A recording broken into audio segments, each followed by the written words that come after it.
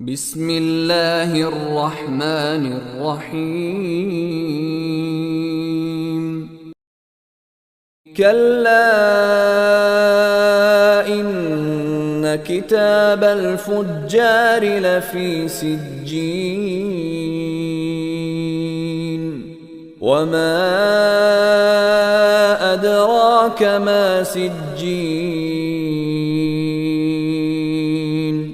كتاب مرقوم ويل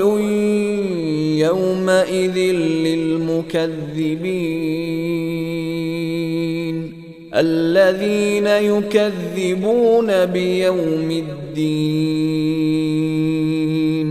وما يكذب به